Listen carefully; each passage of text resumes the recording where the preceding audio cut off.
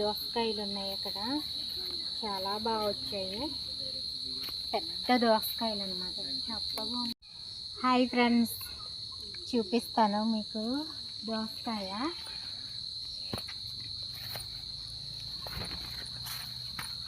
ఇదిగోండి ఎంత బాగుందో.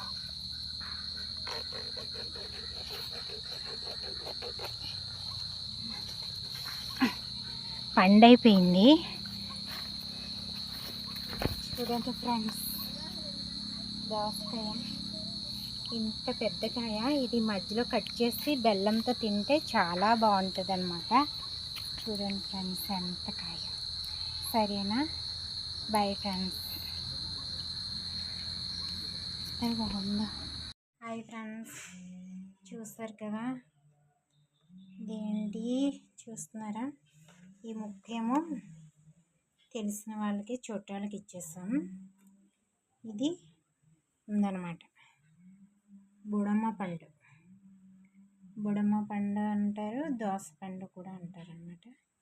చూడండి ఫ్రెండ్స్, ఇప్పుడైతే నేను దీన్ని కట్ చేస్తాను. కట్ చేసి మనం బెల్లంతో తిందాం అన్నమాట. చూడండి ఎంత బాగా పండిందో. ఇలా ఇడిపోతేనే బాగుంటుంది అన్నమాట. ఇది నార్మల్గా అయితే బాగోదు. చెట్లో ఉన్నప్పుడే ఇలా పండిపోతుంది. ఈ విత్తనం అన్నమాట. విత్తనాలు ఎలా ఉన్నాయో చూడండి. ఇది చాలా టేస్ట్గా ఉంటుంది. మనం ఒక ముక్క కట్ చేసి, ఇది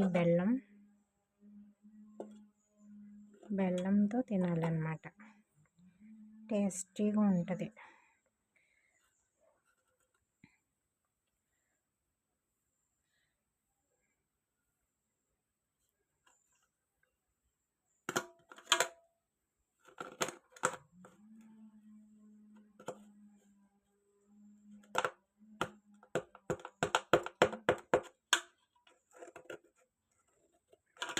ఇవి నెక్స్ట్ ఇయర్కి విత్తనాలు పనికొస్తాయి. ఇవి వాటర్ లాగా చూడండి ఎలా ఉందో.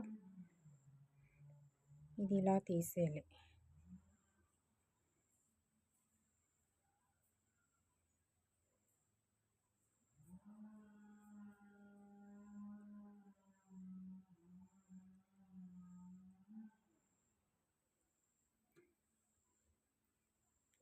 బుడమ పండు అంటాము.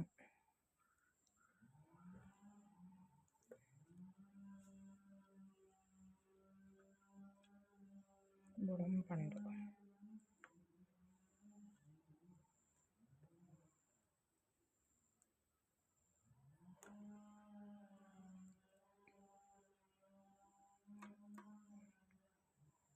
చూడండి ఎలా ఉందో.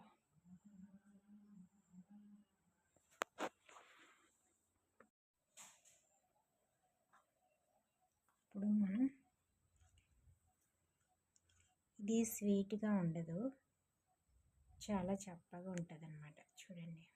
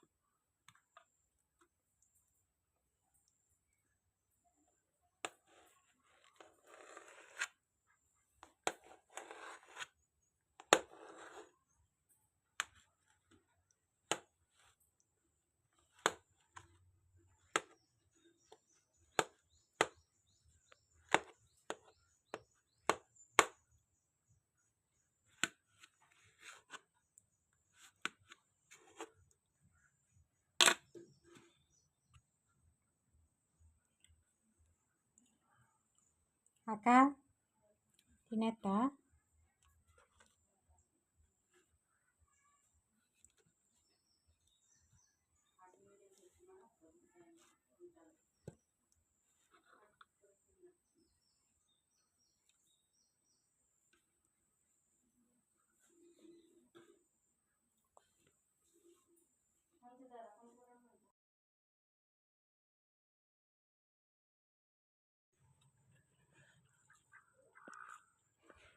ఇవి విత్తనాలు కదా, ఇవి ఇక్కడ మనకి సంవత్సరం వరకు ఉంటాయి అన్నమాట. ఈ గోడలోని ఇలా పాముకోవాలి, ఎప్పుడు కొంటాయి ఇలా ఉంటాయి. మనకి మళ్ళీ నెక్స్ట్ ఇయర్ పళ్ళు కావాలంటే ఇలా ఉంటాయి గోడలోని, ఇంకెప్పుడు ఇలా ఉంటాయి అన్నమాట. మనం ఇలాగా విత్తనాలు పెట్టుకోవాలి, సరేనా ఫ్రెండ్స్? మనకి మళ్ళీ నెక్స్ట్ ఇయర్ పళ్ళు చేసుకోవాలంటే, మొక్క పెంచుకోవాలంటే విత్తనాలు సేవ్ చేసుకుంటే ఇలాగ గోడ మీద ఇలా రాసుకోవాలన్నమాట.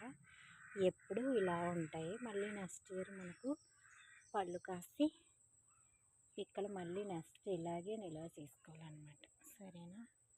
Bye friends.